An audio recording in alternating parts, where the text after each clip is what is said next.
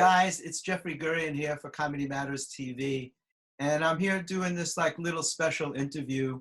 Some of you know, some of you may not know that for the past 6 weeks I've been sick with the corona pneumonia or COVID pneumonia, whatever you want to call it.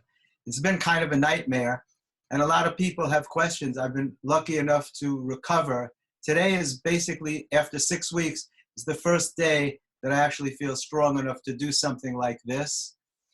And I'm on with my very dear friend, Lauren Francesca, YouTube star, extraordinaire, comedian, actress. She does it all. But worried about you, Jeffrey. Was very worried about you.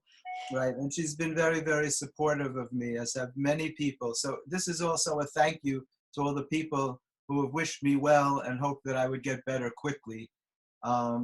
And I wanted to tell my story in case it could be helpful to anybody. By the way, Lauren says she likes these glasses, and I always wear these glasses, but I trust her. So I'm gonna do this video with these glasses. These are my old partying glasses. I have red glasses since way before Sally Jesse Raphael were hers, if you even know who that is anymore. Anyway, on March 11th, I came down with this virus, and previous to that, there had been warnings about this thing happening, and I was trying to lead my life. If I wasn't out performing, I was covering the comedy scene. So I got sick on the 11th. On the 7th, I was at the comic strip with Ron Bennington from the Bennington Show on Sirius XM, shooting an episode for my new podcast, Comedy Matters TV podcast. And because of the virus, it was only the two of us and my crew. We were alone. I shoot it from the stage. So we did that, and then the next day I went to see Jerry Seinfeld with Barry Sonnenfeld at the 92nd Street Y in Manhattan for Barry's new book. And then the last comedy thing that I did was I went to a National Lampoon show the night before I got sick. There was also a UCB show, and I had kind of made up my mind that I wasn't going to go to that, and then it got canceled anyway, so it made it easier for me. But I did go to this National Lampoon show because I want to support those guys. It's new in New York, and they're doing cool stuff, and they had it down at a place called Caveat on the Lower East Side. And I got there particularly early. It was a 10:30 show, but I thought it was 10. I got there a quarter to 10, so I had time to waste, and it was lucky because I went to Trader Joe's, not knowing I was going to get sick the next day, and I stocked up on a lot of food. And because nobody was social distancing yet, everybody was packed in. The lines were long for food. People were right on top of each other, and we had to wait a long time to check out. So I don't know where I caught this thing. It's, you know, how do you know where you take a breath in the wrong place? You know, I was with people that night. Even at the show, people were fist bumping. Nobody was really shaking hands, but there was a lot of people in the room.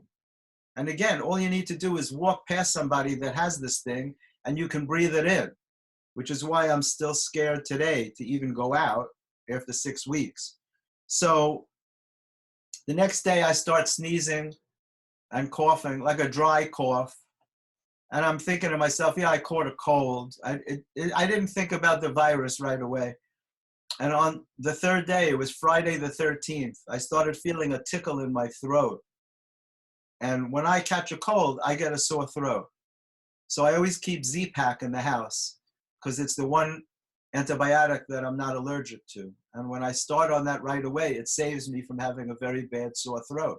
So as soon as I felt that tickle, I started on Z-Pak, which was an amazing thing because I have a feeling that that's what saved my life. I really do, because I stayed on it for 10 days. It's usually a 5-day dose. But I didn't feel good after the 5 days. I still felt really sick. I was in the midst of this thing. And so I took that second dose. Anyway, the symptoms of this virus are so horrendous. I was sick for 14 days before I was taken to the hospital. I was literally sick from morning to night. The nausea for me, I think, was the worst part. And if you've ever been nauseous, you know how horrible that feels. try picturing being nauseous from the moment you open your eyes until you're able to even get some sleep. I couldn't sleep through the night. I had Dramamine, which usually works for me when I'm nauseous. It didn't do anything at all. It was just so horrible. And my head was really hot in terms of fever. I didn't know how much of a fever I had because I had some stupid thermometer, like from the 1800s. It was probably the first one in America.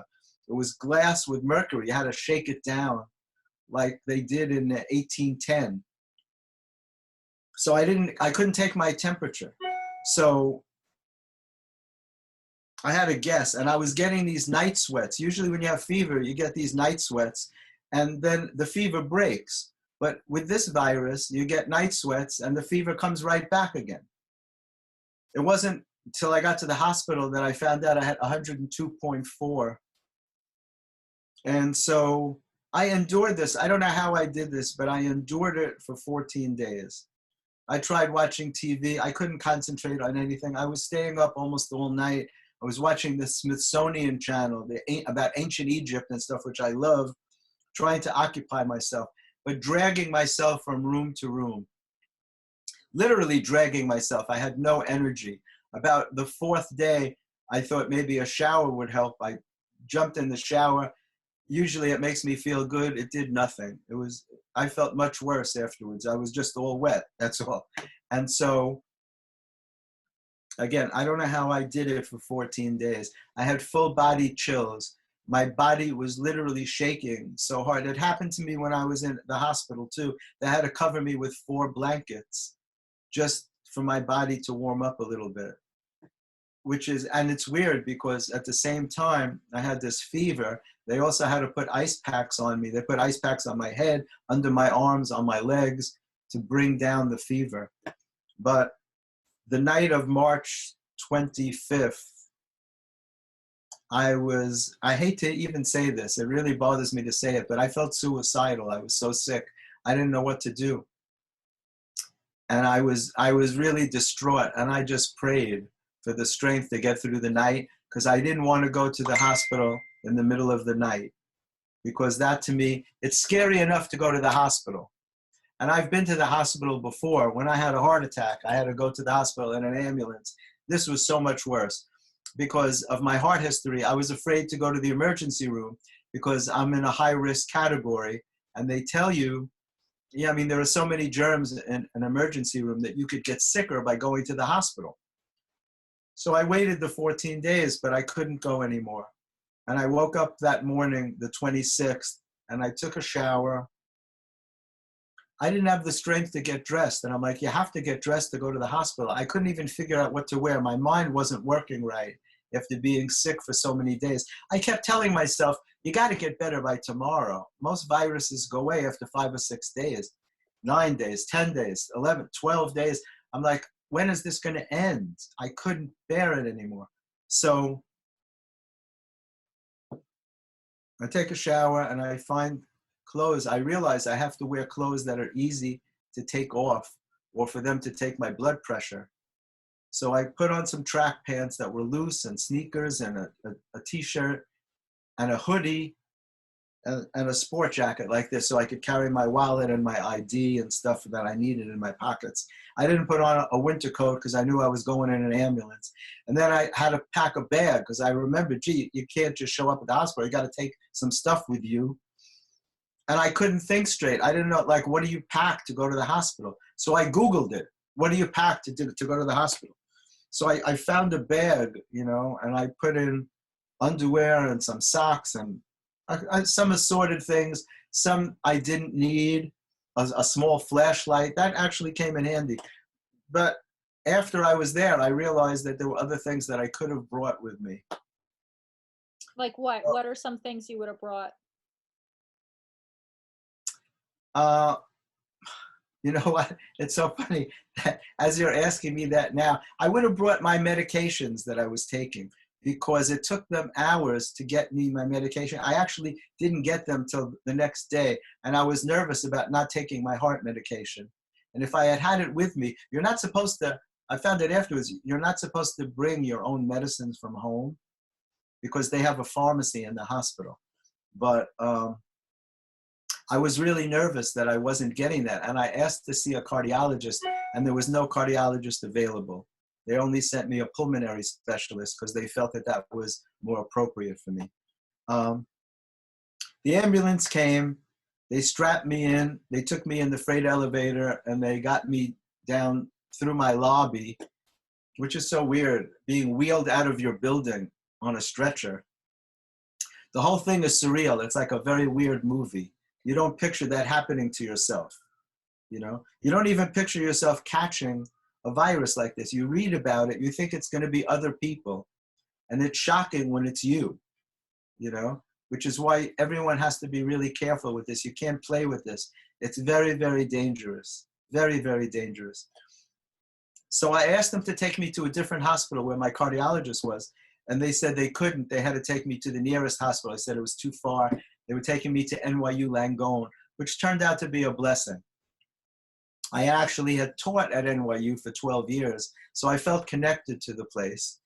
And they brought me to the ER, and they found a cubicle for me, and I laid there for hours, for several hours. I don't even remember how long, because you're not thinking straight. You don't know, like, time is really weird when you're there. They put me next to a woman who was screaming, literally screaming. Every time she exhaled with a scream.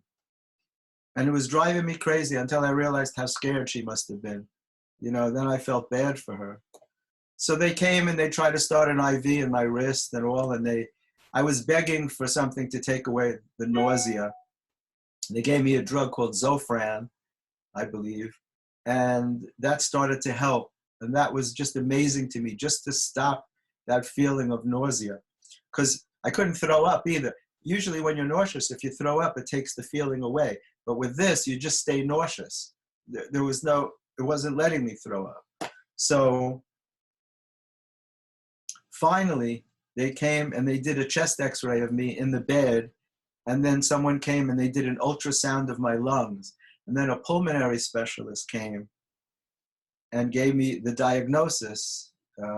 She said, you have double pneumonia, COVID pneumonia. They did 3 swabs up my nose. They go so far, you know, they do a lot of things that are uncomfortable, but for this, they actually apologized. Like, this is going to be uncomfortable. I'm like, listen, everything's uncomfortable. Just do it. It's okay, you know? And they stick this thing way up your nose. And 3 different times, they actually said they were going to do it again. And I think they forgot the 4th time. And I didn't remind them because I was thinking, should I remind her that said she was going to do it again? But I'm like, no, don't do it. So I was my best advocate. And I had to advocate for myself a lot, because when you're laying there for hours, people are so busy that no one is coming in to pay attention to you. They give you a button to ring if you need a nurse, but mine, it always happens, mine wasn't working. And I had to yell out to people to come in, you know, who were just passing by and saying, can you please get me the nurse? Because I needed things, you know? And they were actually debating whether to send me home or not. And I said, please don't send me home. I'm too sick. I can't do it anymore. But I think when they saw that I had double pneumonia, they decided to keep me. And then at some point they said, we have a room for you. We're going to take you to a room. And I was like, oh, thank God. They wheeled me what felt like forever. And they took me to this beautiful room. And if I wasn't so sick, I could have really appreciated this room. It had huge glass windows overlooking the East River. You could see boats, and it was really just beautiful. And a TV that took up the entire wall. It must have been 6 or 7 feet wide, maybe more. And it was a master TV that would control the lights in the room, the shades. You could order your meals on that. You actually had to order your meals on it, and you could watch movies on it as well. But no one could figure out how to use it. It was very complicated. And a nice nurse came in and helped me because I needed some food. I was so hungry. And I had missed lunch because it was a weird time, and she managed to get me lunch, and she ordered stuff. You could order your meals in advance for the next day on it. And so I stayed in that room for the first 2.5 days. The second day, they took me off oxygen to see how I would do on my own. And my oxygen levels stayed at 95 to 96%, which they said was amazing. So they took me off the cannula. I didn't have to have that in my nose anymore. I was attached to all kinds of equipment. They were monitoring my heart and all my vital signs. And my blood pressure had dropped very low. Like I said, at one point, my diastolic, it's supposed to be 120 over 80 is normal. My 80 had dropped to 42. So they were really concerned about that. So then it started coming up, which was great. And then around the second day, they got my fever to go down, which was also amazing. And I was able to eat better. And the food, by the way, was fantastic. I couldn't believe it. Hospital food, you expect to be horrible. But the food was great. And so they told me the next day that they were probably going to move me. And I was kind of upset because I was just starting to feel a little more comfortable. And I didn't want to be moved, but you can't argue. They said they needed the room for sicker people. And I understood what that was like. I understood what it's like to be really, really sick. It's hard to picture it, but I was so weak and so sick. So the next day they said, yeah, we're moving you. And they transported me. I had to get on another stretcher. And again, luckily I was able to walk myself and get on this stretcher. They wheeled me to a different building. I was in the Kimmel building. By the way, Jimmy was not there. I looked all over for him. I threw his name around, not there. That's the only joke that I told during this whole thing.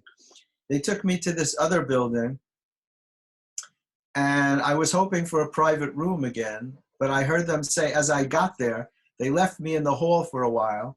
The guy who was transporting me said, we have to find a nurse for you. I said, okay. So they left me lined up in the hall. And then I heard somebody say, oh, he's in bed 4. So I'm like, bed 4? So I realized I was not going to be in my own room. I was the first one to be in this room. They wheeled me in and they put me near the window where I had a nice view of another building. No more East River. I had a nice view of the man in the bed across from me, which I could have done without. So an hour or so later, they wheeled somebody else in. And it was very sad. It was an old Chinese man who didn't speak English. And he was choking so bad, he was literally strangling on his own saliva and coughing like I never heard before. I was concerned for him and I was concerned for me because I was right next to him. And they were saying, you have to stay apart. And he's choking and coughing into the air. But there was no other place to put me. And I felt very vulnerable. And I called the nurse several times on his behalf because he couldn't call anybody because he didn't speak English. Across from me was a guy who couldn't stop throwing up. And then in the other bed was a guy who had to be rushed to be put on a ventilator. His oxygen suddenly dropped from 93 to 80. And this seems to be pretty common with this virus, that your breathing changes like that. All of a sudden, you can't breathe. And again, luckily for me, I was breathing okay. And I attribute it to that Z-Pack that I took for 10 days. My second day, they started me on Plaquenil because they were doing studies at NYU on that, and they had the drug. My understanding is that a lot of hospitals don't even have it. And the Plaquenil that was taken in the bigger hospital room, right? In the big room, yeah. When I was there my second day, they started me on that. Mm-hmm. Then I had to send it. When they transferred me to the small room with the 3 other guys, they had to transfer my medication. It didn't go smoothly. It took a long time to get the medicine there. They're very strict in hospitals. Even just to get Tylenol, everything has to be okayed by a physician. Even when you've taken it before and they know that it's okay to give it to you, they can't just give it to you. They have to requisition it from the pharmacy, and then the pharmacy has to send it up. How many days were you on Plaquenil? I guess, well, they sent me home with enough for another 3 days. I think I was on for 2 days there and then 3 days at home. The first day on Plaquenil, they gave me 400 milligrams in the morning and 400 milligrams in the evening, which is double the dose, because most of the pills are 200 milligrams, and you take one in the morning and one at night. But that first day, they doubled me up on the dose. They didn't give me more Z-Pak because I had been on it for 10 days, and they gave me zinc, like 50 milligrams of zinc. Zinc is supposed to be very effective, and I had read that before I got sick. I went out, luckily I bought zinc lozenges, and I had them in the house, and I was sucking on them when I thought I might have this virus. So after I was in that horrible room, 4 guys who were sick sharing a tiny bathroom. It was horrible, absolutely horrible. When they said they were sending me home the next day, at first I was nervous about it, and then I couldn't wait to leave. So they said they wanted to try to get me out by noon. But by 2 o'clock, nobody had come yet. They brought me lunch, and I said, aren't I leaving? And they said, yeah, we're trying to arrange to get a car for you. Because I said, are you sending me home in an ambulance? And they're like, well, we're trying to get one. So I'm thinking, well, how else are they going to send me if I don't go in an ambulance? Am I going to wait for an Uber? But around 3:20, an ambulance crew showed up. I could have hugged these guys, but I couldn't. You couldn't get that close. They came in, everybody's all gowned and masked. It's like a movie. It's like a science fiction movie. The nurses would come and talk to me, and they knew my background, and they would just open up. And I said, this is so weird, right? It's like a science fiction movie. They couldn't process it. Nobody could really process it. It was overwhelming to everybody. But the staff was so amazing. They worked so hard, and they put their lives on the line. I can't express my gratitude enough for every single person who was there. But there was a time when I needed Tylenol so bad, my head was killing me. They requisitioned the Tylenol. A nurse came and said, your Tylenol is here. It's at the door. And the door was maybe 15 feet from my bed. And it took more than 2 hours until I got the pills. That's how busy they were. I finally said to the nurse, can't you just please just bring them to me? Because I'm not allowed out in the hall. You can't just walk out and get stuff, So the ambulance came. A nurse was kind enough to go and get me my Plaquenil and zinc from the pharmacy, because the ambulance guy said they can't make another stop. And they wrapped me in sheets. They wrapped me like a mummy. I couldn't move my arms. They kept my arms inside. Like if you had to scratch your nose, I couldn't get my arms out to do that. They wrapped me so, and they put a double mask on me. And they covered my face. And I'm like, could you just uncover my face? I don't want people to think I passed away. You have to wheel me back into my building, right? So they uncovered my face, and there was no traffic because people were not out in the street. So I got home quickly. I had called my doorman to tell him to get my keys ready because I didn't have my keys with me. That's another thing I would have taken. I didn't want to take a lot of stuff with me. Again, as I was preparing, my mind was not functioning right. I was so nervous to go to the hospital. It's earth-shaking to have to call an ambulance for yourself. To say, I need to be taken to the hospital in an ambulance. It's for me anyway, it's a really scary thing to do. So they brought me home. They brought me up to my apartment. They carried my bags in. When they came in and they saw all the pictures of the comedians on the wall, they actually stayed and hung out for about 20 minutes, asking me about each person and telling stories until I felt too weak to go on. And I'm telling you, where I left the bags when I came in, they're still in that position. I haven't moved them. And it's already like 10 days or more. I just put stuff down, and I said a prayer of gratitude for being home. And I'm just trying, it's like one day flows into the next. Today, after 6 weeks, is the first day that I feel strong enough to do this. I couldn't even talk on the phone. So many people sent me messages of support. The comedy community has been amazing. Corinne Fisher and Harrison Greenbaum organized a whole bunch of comedians who made a special video for me. And I got amazing messages from people like Jim Norton and Bill Burr and Ron Bennington and Nick Kroll and John Mulaney. They all sent me messages. Gad Elmaleh called me, you know, the French Jerry Seinfeld, they call him. He's got a show on Netflix called Huge in France. And he called me from Paris to send me love and to wish me a quick recovery. The head of Netflix, the head of the Just for Laughs Festival, told me I have a lifetime pass waiting for me. He said, the festival is not the same without you. The head of Comedy Dynamics, so many people, all the comedy club owners, Chris Mazzilli from Gotham and Richie Tinkin from the comic strip and Emilio Savone from New York Comedy Club.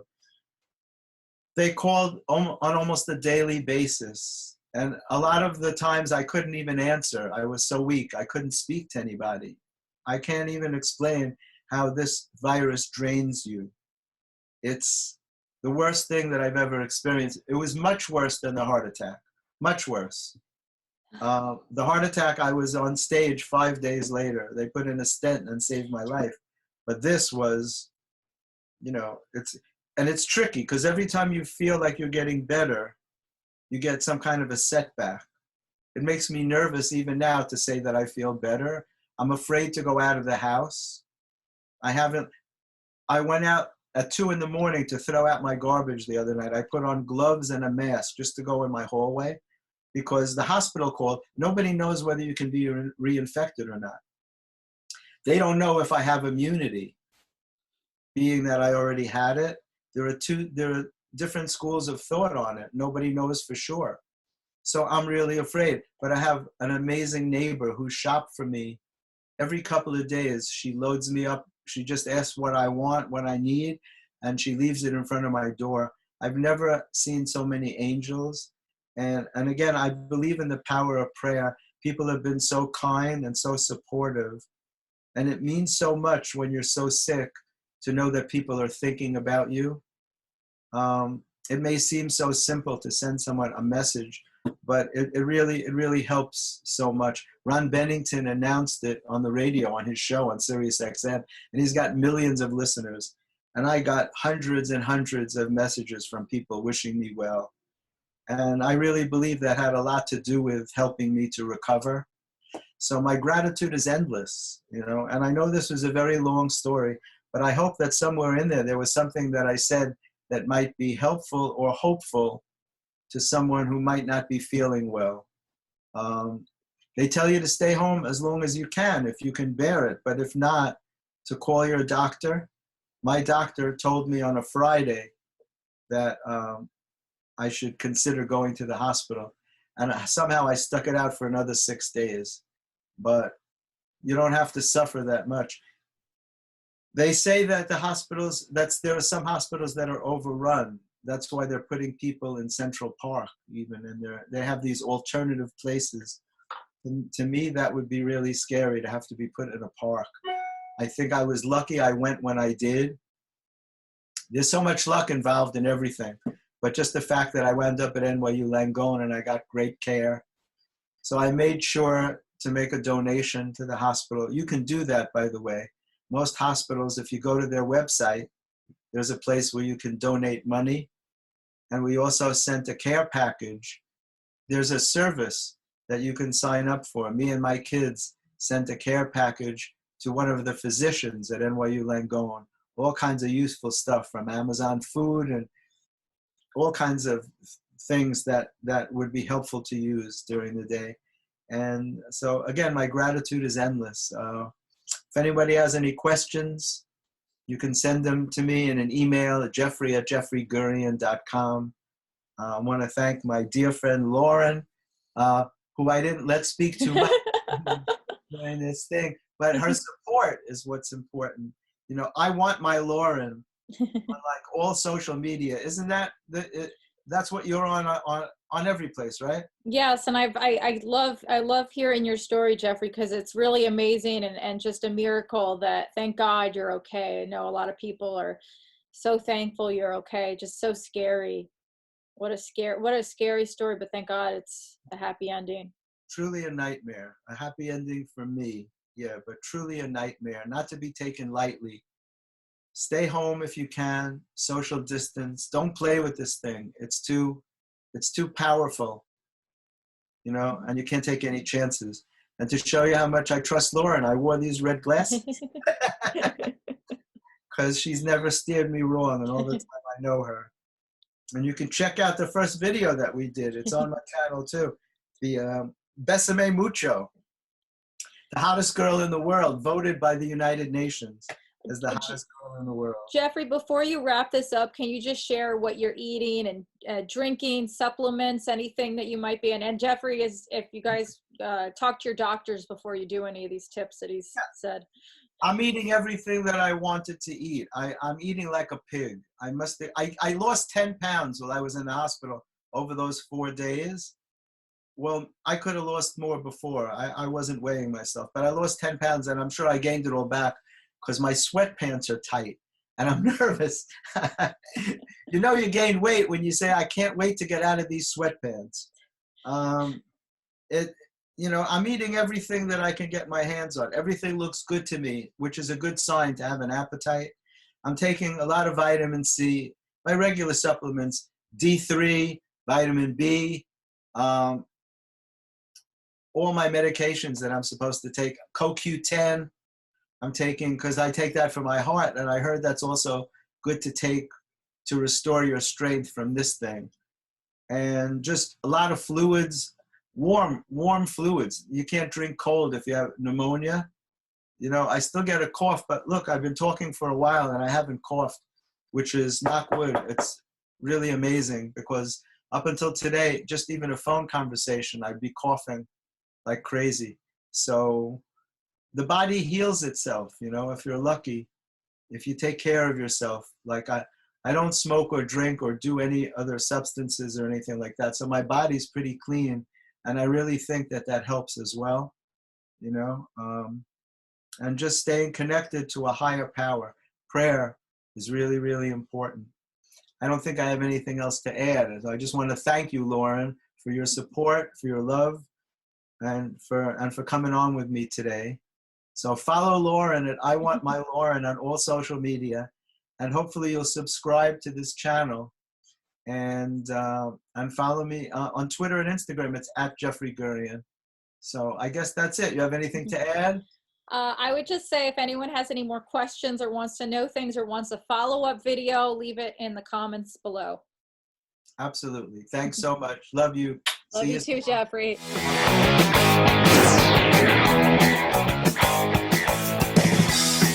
Hey guys, thanks for watching Comedy Matters TV. To check out some of our other videos, click on the boxes on either side of me. And don't forget to like, comment, and subscribe. Not just for me, but for my parents.